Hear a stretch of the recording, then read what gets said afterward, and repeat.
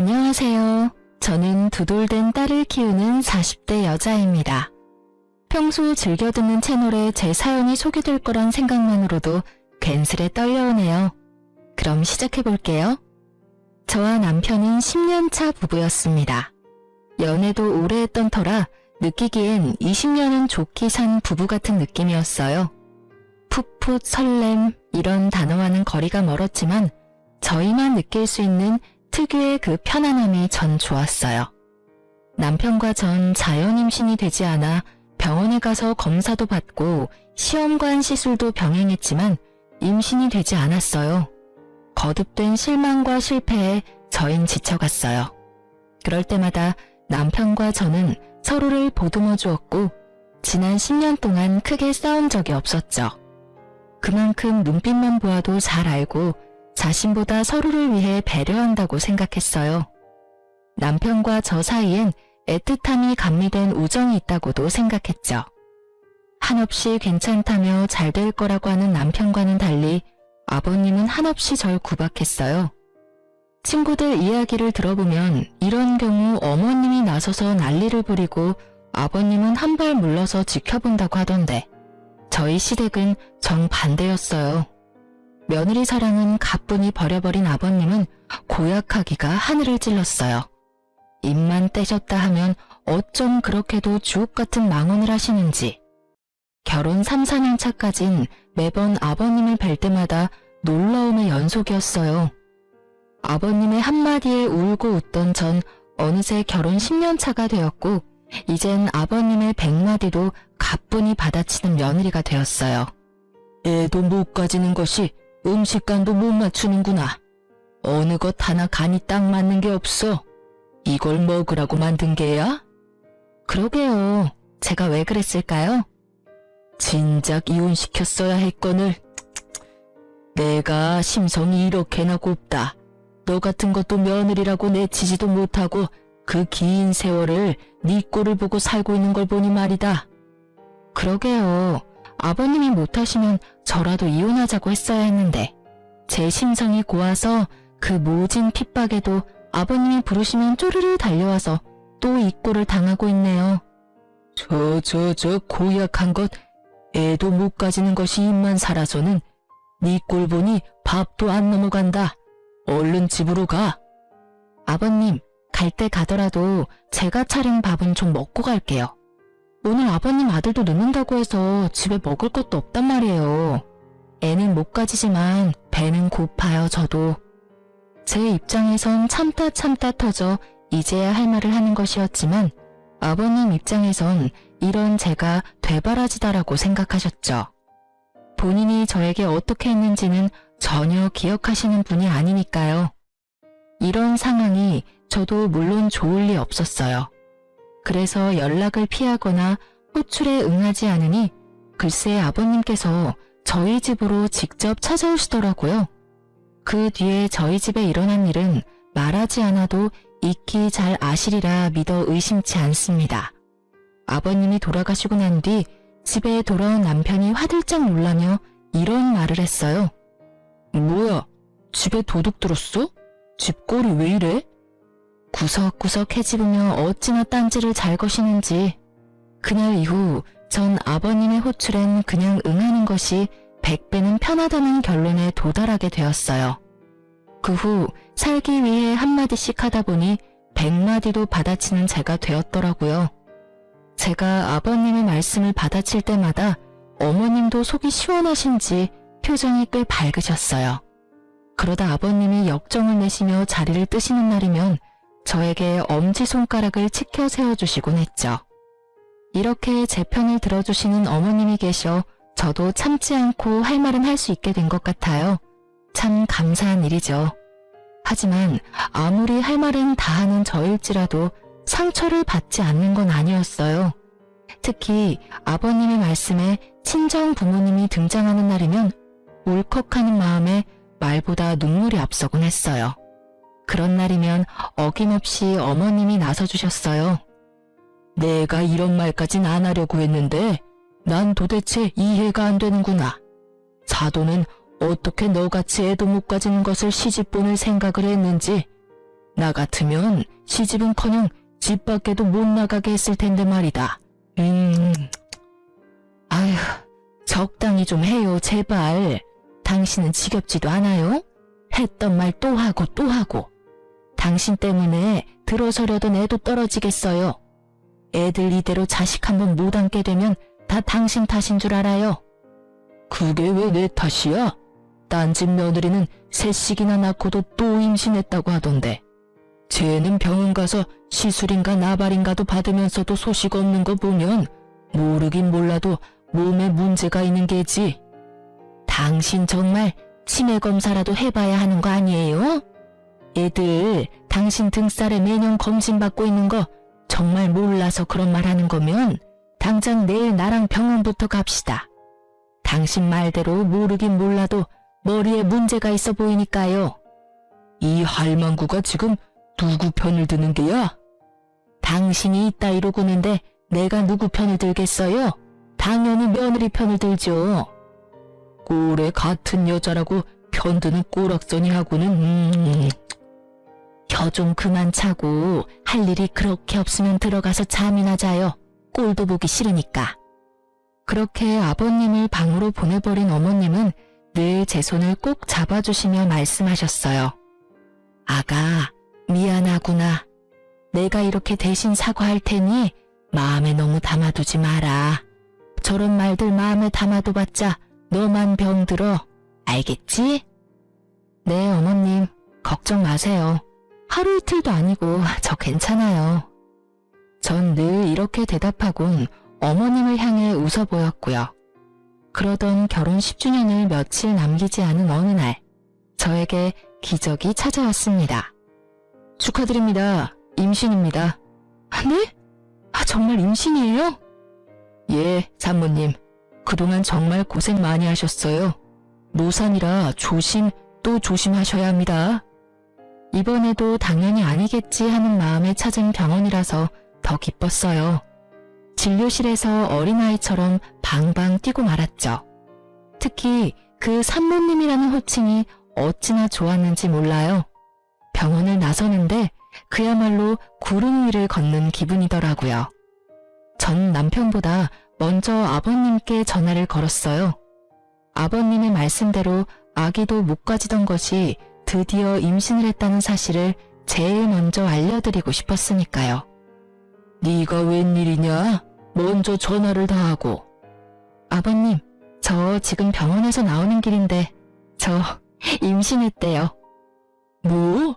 그게 사실이야? 네, 노산이라서 조심하라고 하네요. 그거 말곤 저도 아기도 건강하대요. 심장 소리도 들었는데 신기하더라고요. 그래? 우리 아가 고생 많이 했어. 그래서 지금 병원 앞이냐? 아버님은 민망하지도 않으신지 임신 소식의 말투가 180도로 바뀌셨고 전 그런 아버님의 말투에 웃음이 튀어나오려는 걸 겨우 참으며 답했어요. 네, 택시 타고 가려고 기다리고 있어요. 그럼 조금만 더 기다리거라. 내가 데리러 갈 테니. 네? 아니에요. 병원 오는 날이라 아침 일찍부터 설쳤더니 피곤해서 빨리 집에 가서 눕고 싶어요, 아버님. 그러냐? 그러면 집에 가서 기다리거라. 내가 갈 테니. 혹시나 먹고 싶은 거 있으면 문자 보내놓으렴, 아가. 언제 들어봤는지 이젠 기억도 안 나는 호칭, 아가. 아버님은 저를 아가라 불러주시며 완전히 다른 사람이 되어 저를 대해주시더라고요. 달라도 너무 다른 언행에 당혹스럽기도 했지만 앞으로 펼쳐진 행복한 미래를 생각하니 꼭 나쁘지만은 않았어요. 이제 고생 끝, 행복 시작이라고 생각했던 것도 같아요. 아버님은 그날부터 임산부에게 좋다는 것은 다 사오셨고 어머님은 조금이라도 무리를 하면 안 된다며 집으로 도우미를 불러주셨어요. 그리고 남편은 그동안 고생했다며 울더라고요.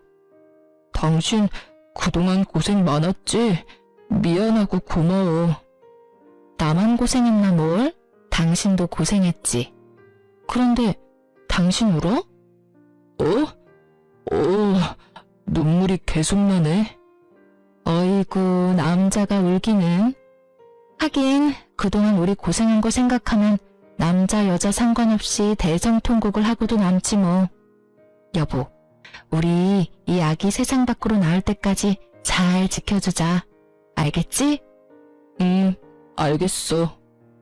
남편과 전 임신 전보다 애틋해졌다고 생각했어요. 그것이 제 착각이라는 걸 금방 알게 되었지만요. 어찌되었든 그때 전 행복했어요. 혹시나 하는 마음에 하루하루가 노심초사였지만 그조차도 행복하더라고요.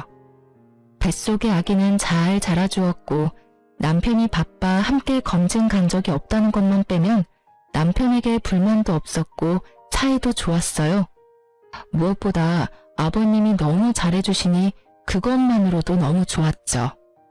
그렇게 전 결혼 생활 10년을 통틀어 가장 행복한 시간을 보내고 있었어요. 제 행복이 끝나던 날은 뱃속의 아기가 딸이라는 소식을 들은 날이었어요. 전 전화를 기다리고 계실 아버님께 전화를 걸었어요. 아버님, 저예요. 뭐래니? 아들이지? 그치? 그게요, 그게 말이죠. 딸이래요. 뭐? 딸이래요, 아버님. 제 차 딸임을 확인한 아버님은 그냥 전화를 끊어버리셨어요. 섭섭해하실지는 알았지만 생각보다 과한 반응에 당황스러움이 몰려오며 걱정이 되더군요. 제 우려는 현실이 되었고 아버님의 귀한 대접은 더 이상 없었습니다. 대접은커녕 임신 전보다 더 심해지셨죠. 저도 상황이 그렇게 되니 더는 당하고만 있을 순 없겠더라고요. 제 아기를 지켜야 했으니까요. 너 당장 집에 좀 와서 일 좀 거들거라. 오늘 점심엔 해물탕이 먹고 싶으니 장도 좀 봐서 오고. 저번엔 꽃게가 적어서 영 별로더라. 이번엔 많이 좀 사오너라. 남으면 꽃게찜도 좀 하고. 죄송한데 저 못 가요, 아버님. 무엇이 어째? 저 노산이어서 조심해야 하는 거 아시잖아요. 저번에도 아버님이 부르셔서 갔다가 무리하는 바람에 밤에 배 뭉쳐서 혼났어요, 아버님. 앞으로 아버님이 아무리 부르셔도 안 갈 거니 그런 줄 아시고 저 기다리지 마세요. 누가 들으면 아주 큰일이라도 한 줄 알겠구나. 그리고 임신했을 때일수록 많이 움직여야 한다. 잔말 말고 얼른 오지 못해? 네, 전 안 갈 거예요. 그리고 저 노산이라고 조심해야 한다고 집 밖에도 웬만하면 나가지 말라고 하신 건 다름 아닌 아버님이셨잖아요. 그땐 네 뱃속의 아기가 아들인 줄 알았을 때의 얘기고 지금은 상황이 많이 달라지지 않았느냐? 내가 왜 낳아봤자 아무짝에 쓸모도 없는 딸까지 신경 써야 하느냐 이 말이다. 정말 너무하세요, 아버님. 딸이든 아들이든 다 똑같은 아버님 손주라고요. 어떻게 이렇게까지 변하세요? 처음엔 그렇게 귀하게 대해주시더니 이젠 온갖 굳은 일은 다 시키시잖아요. 그때 이야기는 꺼내지도 마라. 그 뱃속에 든 것이 딸인 줄도 모르고 몸에 좋다는 것 다 갖다 먹인 거 생각하면 장기가 다 꼬이는 기분이니까. 아, 그러세요? 그럼 제가 더더욱 가면 안 되겠어요, 아버님. 딸이나 가진 제가 아버님 앞에서 얼쩡거리다가 진짜 아버님 장기라도 다 꼬여버리면 어째요? 뭐야? 너 지금 나한테 악담 퍼붓는 게야? 아니요. 진심에서 나오는 걱정이에요. 그럼 저 배가 또 뭉쳐서 쉬어야겠어요. 들어가세요, 아버님. 전화를 끊어버린 전 아버님이 또 찾아오시진 않을까 걱정스러웠지만 다행스럽게도 어머님이 잘 막아주셨는지 그런 걱정은 덜 수 있었어요. 하지만 혹시나 하는 상황이 있을 수도 있으니 남편에게도 말을 했어요. 여보, 잠깐 얘기 좀 해. 중요한 얘기야? 내일 하면 안 될까? 나 오늘 좀 피곤한데. 중요한 이야기야. 저의 단호함에 남편은 귀찮아 죽겠다는 얼굴로 제 옆에 앉더군요. 뭔데? 당신이 아버님께 전화 좀 해줘. 우리 아기 여자인 거 아시고 나선 나한테 또 시작하셨어. 아니, 더 심해지셨어. 노산이라고 또 조심해야 한다고 난리치실 때는 언제고 요즘엔 틈만 나면 불러서 일 시키신다고. 오늘 또 전화와서 난리치시길래 난 앞으로 못 간다고 그랬으니까 당신이 전화해서 무사히 출산할 때까지 나 좀 괴롭히지 마시라고 해줘. 당신이 못 간다고 했으면 됐지. 나까지 굳이 전화해서 그런 말을 해야 해? 당신 기억 안 나?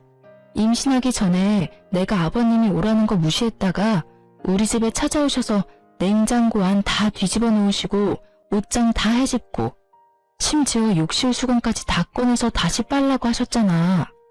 혹시나 이번에 또 찾아오셔서 그러시면 어쩌냐고. 지금은 홀몸도 아닌데.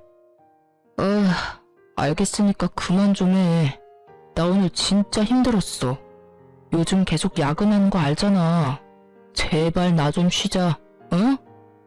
그래, 알겠어. 내일 꼭 전화 드려. 남편의 무관심에 가까운 태도가 마음에 들지 않았지만 정말 피곤해서 저러는가 보다 했어요. 하지만 남편의 무관심엔 이유가 다 있었더라고요. 그 이유는 며칠 뒤 퇴근하고 돌아온 남편의 손에 있었어요. 이게 다 뭐야? 내가 묻고 싶다. 이게 다 뭐야? 이 남자 누구냐고. 남편이 건넨 것은 낯선 남자 품에 안겨있는 저의 모습이 찍힌 사진이었습니다. 당황스러웠죠.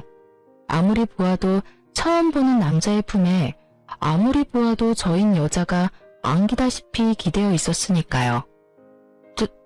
나도 몰라.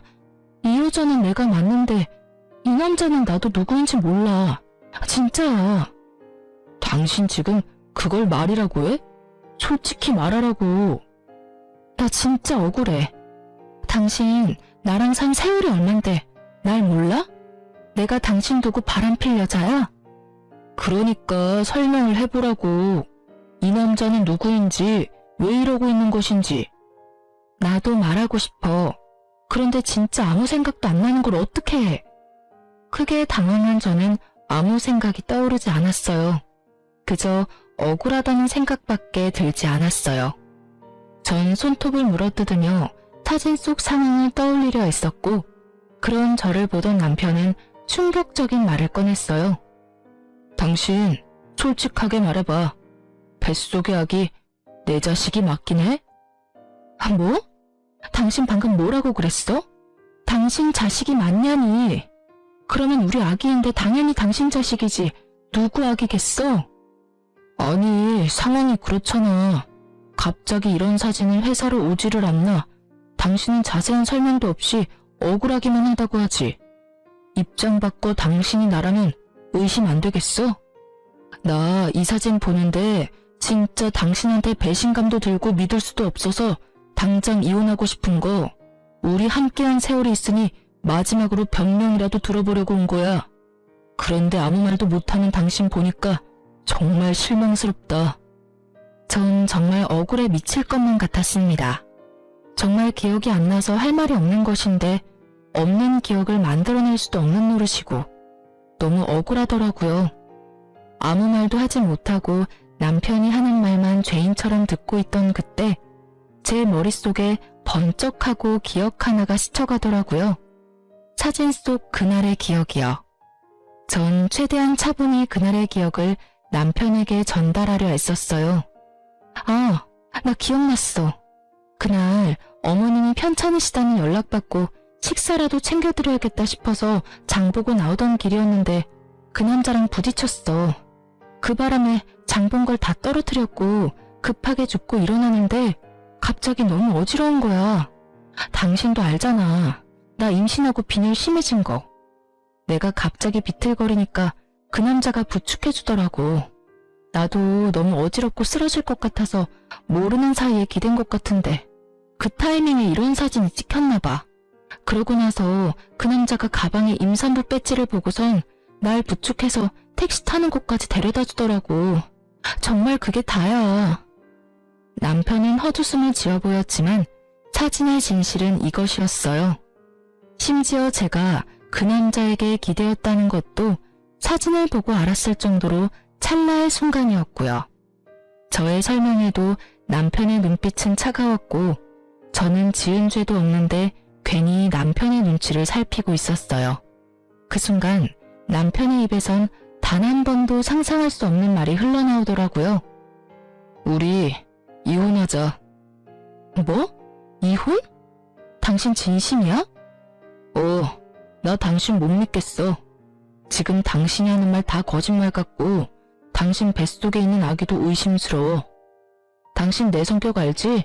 한 번 아니면 끝인 거. 지금이 그래. 이미 당신을 의심하기 시작해버렸고 쉽게 돌릴 순 없을 것 같아. 여보, 진짜 아니라니까. 내가 어떻게 해주면 믿을래? 그래, 유전자 검사라도 해줘? 그럼 되겠어? 다 오해라잖아. 이런 일로 우리가 이혼한다니 그게 말이나 된다고 생각해? 그 뒤로도 저는 남편을 설득했지만 소용없더라고요. 남편은 확고했고 저의 애원에도 단호하게 뿌리친 남편은 간단한 짐을 챙겨 집을 나가버리더라고요. 믿기지 않는 상황에 눈물도 나지 않았어요. 고작 이런 사진으로 17년 세월이 물거품이 되어버렸다는 사실이 아무리 생각해도 믿기지 않았으니까요. 전 뜬 눈으로 밤을 지새웠고 시부모님의 도움을 구해보고자 시댁으로 향했어요. 대문 앞에선 저는 크게 심호흡했어요. 어떻게 말을 꺼내야 할지 모르겠더라고요. 숨을 고른 전 벨을 눌렀고 인터폰을 통해 아버님의 목소리가 들려왔어요. 누구세요? 저예요, 아버님. 문 좀 열어주세요. 문은 열리지 않았고 대신 아버님이 나오셨어요. 손에 물이 가득 담긴 대야를 든 아버님이요. 지금 뭐 하시는... 아버님은 대야 가득한 물을 저에게 들이부으셨고 전 그야말로 물에 빠진 생쥐꼴이 되었어요. 갑작스러운 물벼락에 깜짝 놀란 제가 소리를 지르니 아버님이 더 큰 소리로 호통을 치더라고요. 여기가 어디라고 찾아와? 네, 다 들었다. 어디 감히 네가 주제도 모르고 바람을 피워? 아버님, 그게 오해예요. 10년을 보셨으면서 모르시겠어요? 난 모른다. 그러니 썩 꺼져.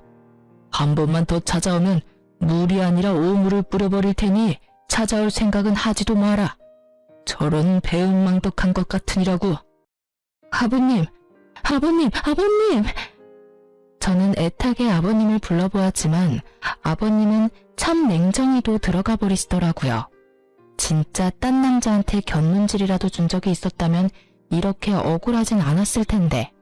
오해에서 비롯된 상황 때문에 물벼락까지 맞아버리니 말 그대로 미치고 팔짝 뛰겠더라고요. 전 그대로 남편의 회사로 찾아갔고 회사 앞에서 웃으며 나오는 남편과 마주할 수 있었어요. 처참한 몰골의 저와는 달리 밝게 웃는 남편을 보는데 배신감이 확 밀려오더라고요.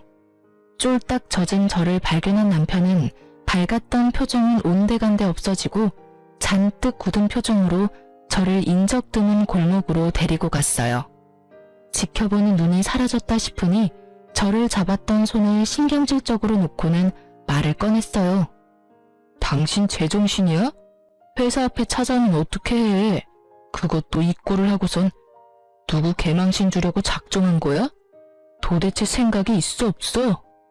당신은 지금 당신 망신당할 걱정밖에 안 돼? 내가 어쩌다 이렇게 홀딱 젖었는지 우리 아기는 괜찮은지 그런 걱정은 전혀 되지 않는 거야? 내가 바람 피운 당신이랑 누구 자식인지도 모르는 아기 걱정까지 하길 바라는 거야? 나한테 너무 과한 걸 바라는 거 아니야? 오해라고 했잖아. 아니라고. 난 정말 아니라니까? 당신 이러는 거 진짜 사람 질리게 하는 거 모르지? 뭐? 사실 이젠 그 사진이 오해든 아니든 상관없이 당신이란 여자랑 더 못 살 것 같아. 부부 사이에 믿음이 없는데 어떻게 같이 살아? 몸도 무거운데 괜히 고생하고 다니지 말고 그냥 이혼해. 마지막 부탁이야. 그럼 나 가볼게. 남편과 저 사이엔 그래도 우정 정도는 남았겠지 했는데 냉정하게 돌아서는 남편을 보니 저도 오만정이 떨어지더라고요. 그러면서 모든 상황이 받아들여지며 그제야 눈물이 나기 시작했어요. 전 그대로 주저앉아 배를 감싸 안고 울었어요. 저보다 아기가 더 불쌍해 눈물이 멈추지 않더라고요. 하염없이 울고만 있던 그때 어떤 남자가 다가왔어요. 전 인기척에 고개를 들었고 그 남자의 얼굴을 확인하는 순간 자리에서 벌떡 일어설 수밖에 없었어요. 그 남자는 바로 사진 속 그 남자였어요. 어? 맞죠? 그때 저 도와주셨던 분 맞으시죠? 네, 맞긴 한데 움직일 수는 있으시죠? 괜찮다면 여기서 먼 곳으로 가서 드릴 말씀이 있는데 괜찮으실까요? 아, 네. 저도 부탁드릴 게 있어요. 가시죠. 저와 그 남자는 택시를 타고 남편의 회사에서 꽤 떨어진 카페에 도착했고 그곳에서 전 충격적인 이야기를 들을 수 있었어요. 정말 죄송합니다. 전 진짜 일이 이렇게까지 될지 모르고 청 부장님이 시키는 대로 했을 뿐인데 정말 죄송합니다. 죄송하다니요? 그리고 성 부장님이라면 저희 남편이요? 네, 그게 부장님께서 사모님 골탕 좀 먹이려고 그런다고 사진 몇 컷만 찍혀주면 된다고 하셔서 그런 짓까지 하게 됐습니다. 기껏 골탕이나 먹이려고 이런 짓까지 해야 하나 싶기도 했지만 부탁만 들어주면 승진은 보장된다는 부장님 말씀에 깊이 생각하지 못하고 사모님께 큰 잘못을 저질렀어요. 정말 죄송합니다. 그러니까 남편이 부탁해서 일부러 저한테 접근하셨단 말씀이세요? 네. 저희 남편이 왜요? 도대체 저희 남편이 왜 저한테 그런 짓까지 하는 말이에요? 그게... 그 뒤에 안 사실인데 알고 보니 성 부장님 저희 회사 신입사원이랑 바람을 피우고 계시더라고요. 저도 정말 몰랐어요. 우연히 두 사람 손잡고 가는 모습을 보고 저도 정말 많이 놀랐어요. 그래서 어떻게 해야 하나 고민하는 와중에 오늘 사모님 모습을 보는데 이대로는 안 되겠다 싶어서 말씀드리게 됐어요. 정말 죄송합니다. 갑자기 변한 남편의 태도가 모두 이해가 되며 퍼즐이 완성된 느낌. 남자의 말에 의하면 남편과 상간녀의 관계는 제가 임신하기 전부터 시작된 것 같다고 했어요. 상간녀는 당연히 남편이 유부남인 걸 알고 시작했고 회사 내에서 두 사람의 관계를 아는 사람은 본인뿐이라고 하더라고요. 남편과 상간녀는 남자가 아는 줄은 전혀 모르고요. 말을 듣는데 제가 임신 사실을 알렸을 당시 남편이 흘렸던 눈물이 생각나더라고요. 그리고 알게 되었죠. 그 눈물은 기쁨이 아니라 슬픔이라는 사실을요. 아무리 상간녀가 좋아 죽을 것만 같아도 그렇지 어떻게 뱃속에 아기까지 부정하며 저를 모함할 수가 있는지. 제가 알던 남편의 모습과는 달라도 너무 다른 모습에 충격이 컸어요. 하늘이 무너진다는 기분이 이런 기분인가 싶었어요.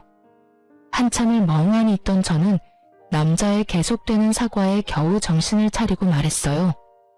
그렇게 미안하면 제 부탁 좀 들어주세요. 아니, 들어주셔야 할 거예요. 어떤 부탁이요? 제 남편하고 그 여자 함께 있는 모습 사진 찍어서 저한테 좀 보내주세요. 이대로 이혼하기엔 제가 너무 억울해서 안 될 것 같아서요.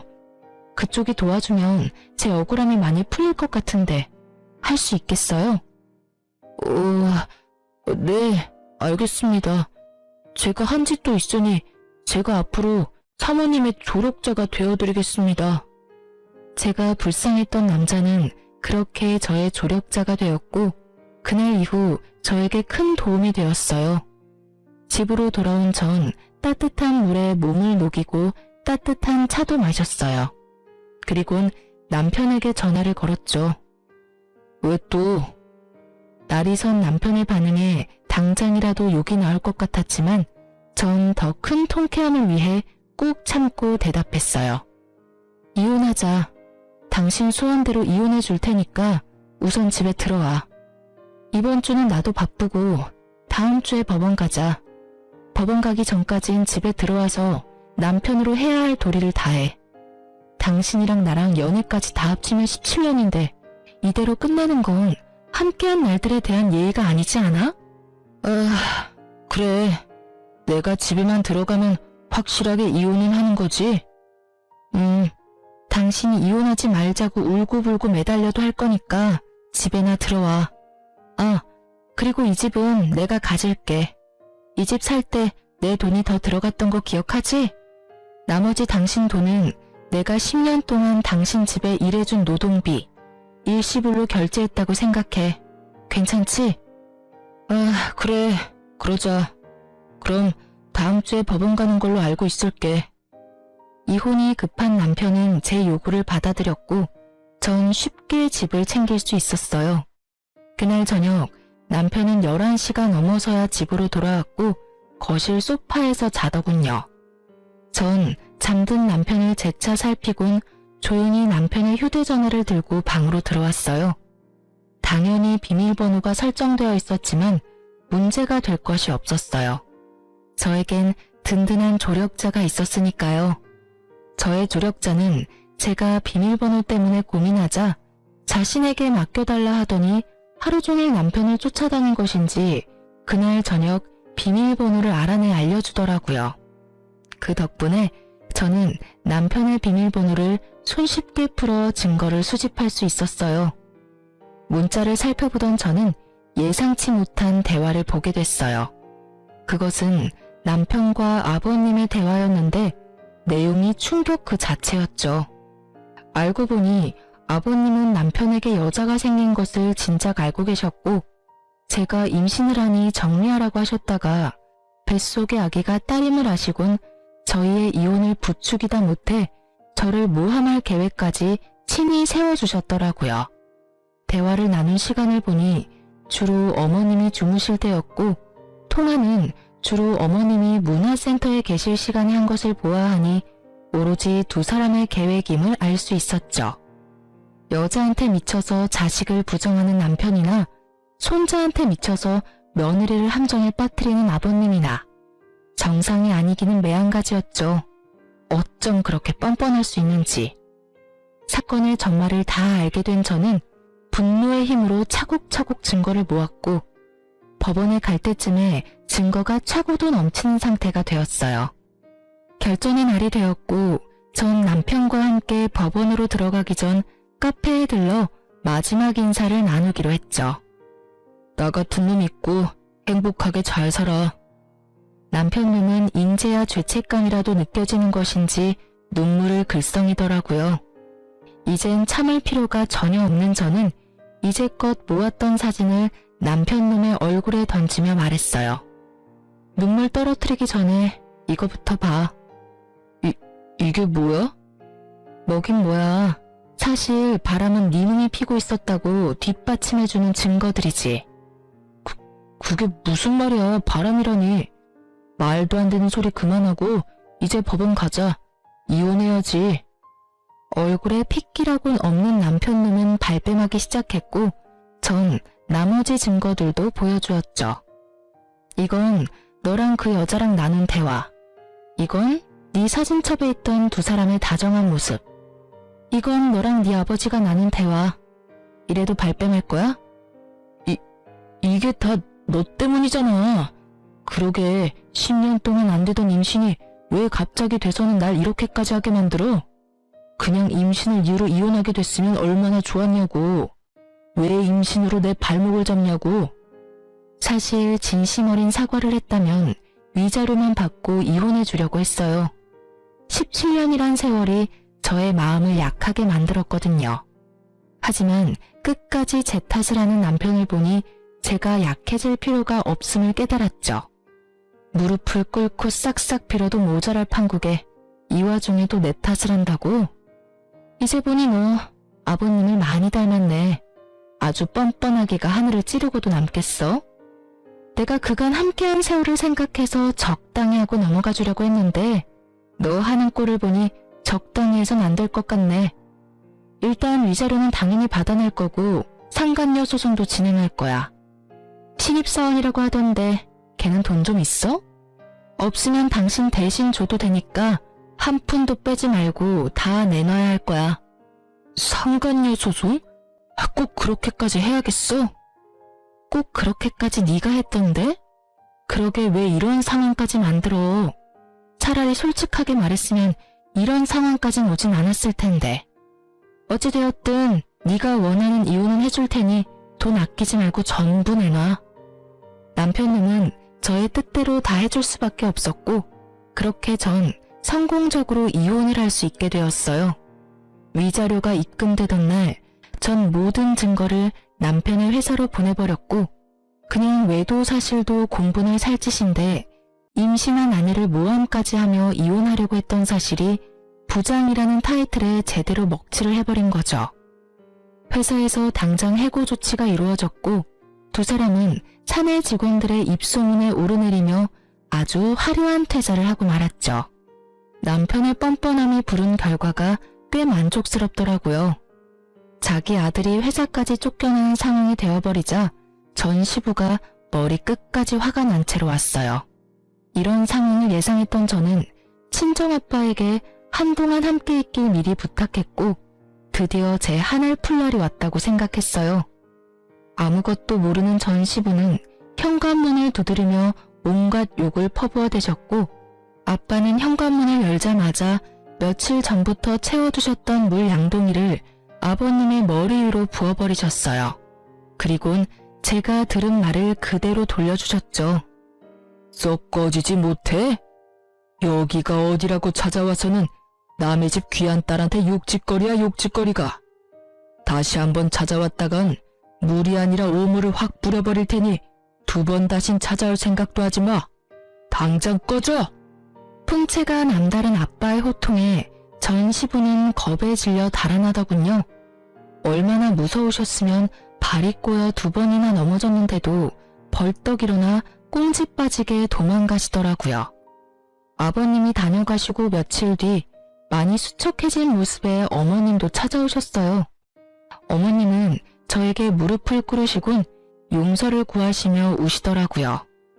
아가, 내가 대신 사과하마. 내가 자식을 잘못 키워서 네가 이런 몹쓸 짓을 당했어.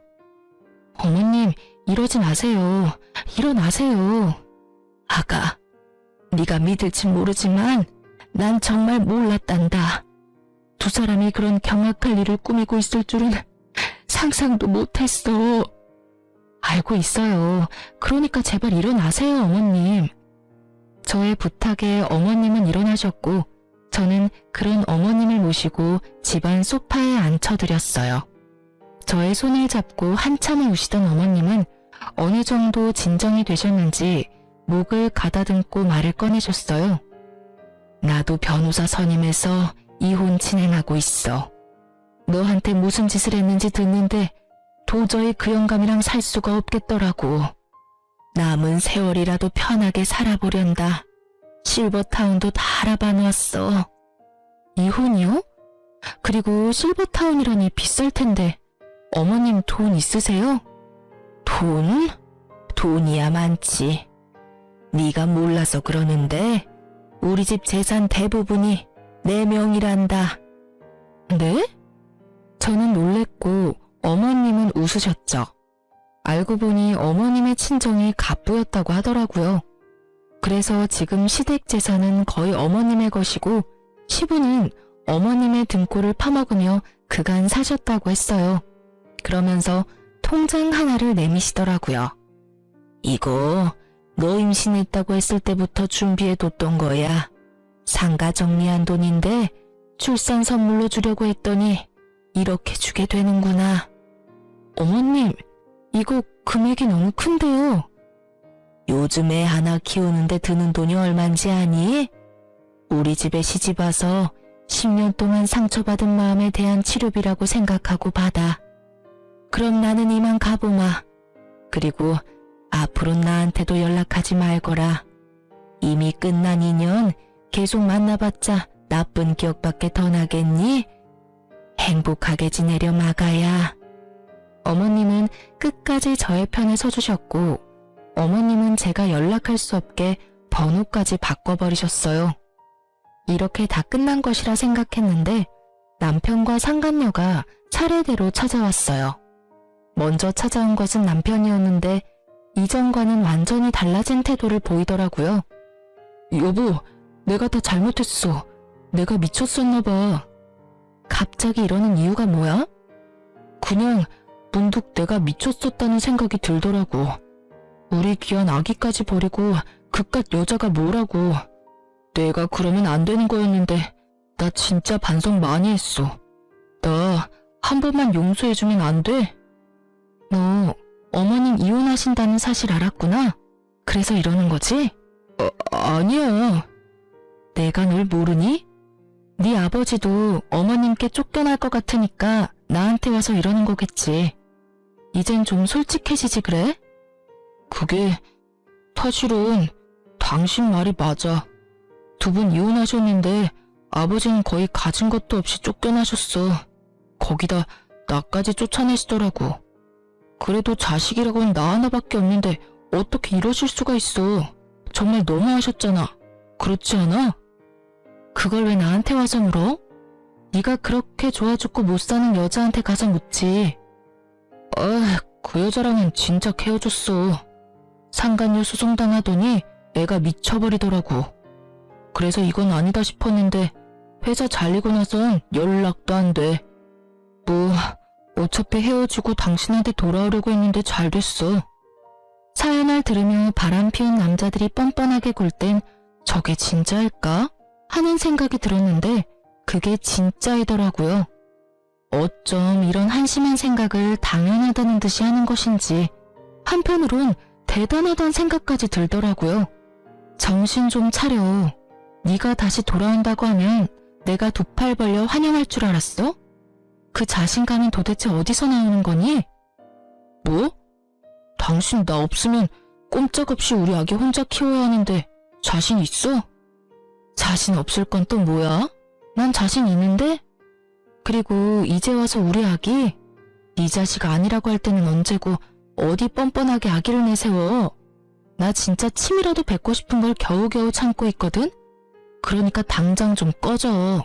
태교에 엄청나게 방해되니까. 뭐? 꺼져? 웃기지 마. 나 당신이 허락할 때까지 한 발짝도 안 뗄 거니까. 잊지 마. 여긴 내 집이야. 그리고 나 지금 경찰에 신고할 거거든? 질질 끌려가도 괜찮으면 계속 있어. 난 상관없으니까. 전 남편이 본인 앞에서 112를 눌렀고 남편은 겁이 났는지 걸음아 나 살리라고 하고 도망가더라고요. 어쩜 도망치는 꼴이 전 시부와 똑같은지 피는 못 속인다라고 생각했네요. 그렇게 전 남편을 보내고 나니 그 다음엔 상간녀가 찾아왔더라고요. 사실 회사로 증거를 보낼 때 상간녀의 집과 그 부모님들이 일하는 학교로도 증거를 보냈었어요.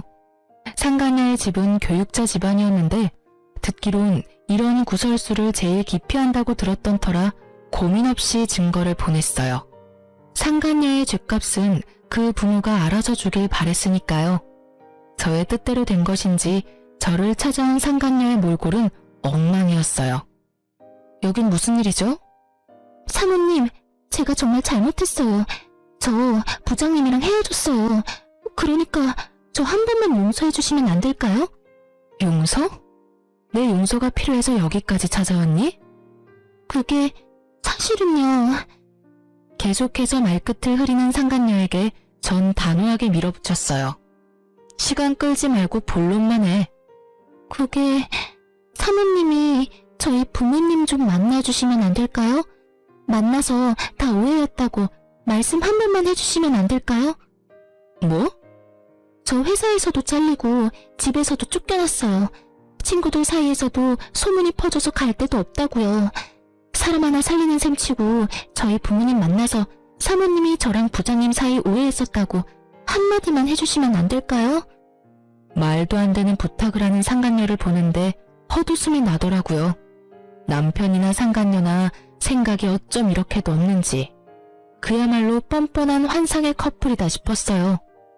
야, 생각을 좀 해봐. 내가 그런 부탁을 들어줄 것 같아? 제발요. 제가 이렇게 빌게요. 이렇게 빌든 저렇게 빌든 난 그 부탁 절대 들어줄 생각 따위 없어. 내가 웬만하면 뱃속에 아기도 있고 해서 이 정도 선에서 끝내주려고 했거든? 남의 인생 망쳐봤자 뭐하겠어. 그렇다고 해서 내 인생이 돌아오는 것도 아닌데. 그런데 너 이러는 꼴을 보니 안 되겠다. 이미 저한테 할 수 있는 건 다 하셨잖아요. 아직 더 하실 게 남았어요? 남았지. 지금까진 네가 가진 것들이 사라졌지? 앞으로는 네가 가질 것들을 사라지게 할 거야. 난 앞으로 널 평생 쫓아다니면서 네가 한 짓들 다 알리고 다닐 거야. 네가 다시 취직을 하면 그 회사에 찾아가서 다 알릴 거고, 네가 결혼을 하면 그 결혼식장에 찾아가서 그 결혼 망쳐버릴 거야. 알겠어? 사모님, 꼭 그렇게까지 하셔야겠어요? 제가 이렇게 빌잖아요. 제가 불쌍하지도 않으세요? 그러는 넌 내가 불쌍하지도 않았어? 내 뱃속의 아기는 안 불쌍하더니? 그게... 여기서 울고 있지 말고 얼른 나가. 너희 부장님한테 했던 것처럼 너도 경찰에 신고해버리기 전에 내 눈앞에서 썩 꺼져. 끝까지 물린 상간녀는 결국 울음을 터뜨렸고, 전 꼴도 보기 싫어 상간녀를 내쫓아버렸어요. 사실 상간녀에게 말한 것처럼 평생 쫓아다닐 생각은 없어요. 저런 사람에게 제 남은 평생을 바쳐 복수하고 싶은 마음도 추호도 없으니까요. 다만 제가 그렇게 말함으로써 앞으로 상간녀에게 있을 축복의 날에 단 1초라도 불행을 줄 수 있다면 그걸로 족할 것 같았어요. 이로써 저의 복수는 끝이 났어요. 조력자에게 들은 말론 전 남편은 전 재산을 모아 시부와 함께 작은 집에 새들어 살고 있다고 하더라고요. 취업 준비는커녕 전화번호도 바꾸고 자취를 감춰버린 어머님을 찾아 헤매는데 온 시간을 허비하고 있다고 하네요. 아직 정신 차리려면 멀었다고 느꼈어요. 아마 지금 얻은 그 집에서 벗어날 순 없을 거예요. 한평생 어머님의 등골만 빼먹은 전 시부와 상간녀의 위자료까지 대신 주느라 통장이 텅텅 비어버린 전 남편. 그 둘이 함께 좁은 집에서 오손도손 살아보라죠 뭐. 전 많은 일을 겪었던 터라 걱정이 많았는데 우려와는 달리 무사히 출산했습니다. 진통만 7시간을 하고 결국 제왕절개를 하게 되었을 땐 좀 억울하기도 했지만 딸을 보는 순간 그 억울함이 눈 녹듯 사라지더라고요. 처음 딸을 안던 그 순간이 아직 기억에 생생하네요. 혼자 애를 낳아 키우겠다는 저를 보며 부모님은 강하게 반대하며 우려를 표하셨지만 요즘은 손녀 바보가 다 되셨어요.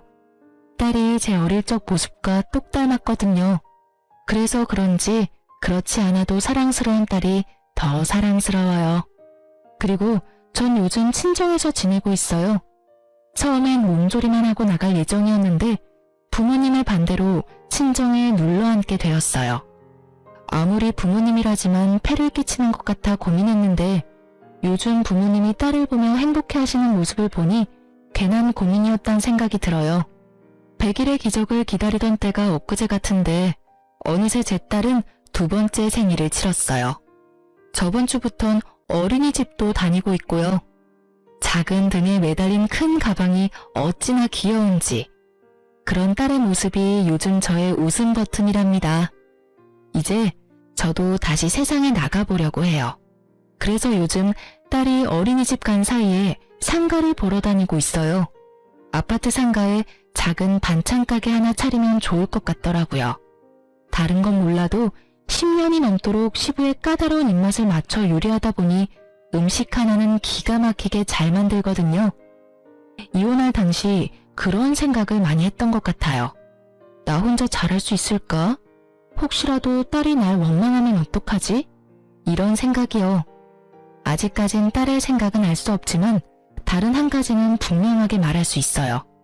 전 혼자 잘해왔고 앞으로도 잘할 자신이 있어요. 생각지 못한 일이 생겨나 힘이 들 때도 있겠지만 그조차도 잘 이겨낼 자신이 차고도 넘쳐요. 이렇게 요즘 전 행복하답니다. 자존감이 바닥을 기던 예전보다 지금이 훨씬 더 행복해요. 앞으로도 더 행복할 거고요. 이로써 길었던 제 사연은 끝이 났네요. 저의 긴 하소연과 같은 사연 들어주셔서 감사합니다.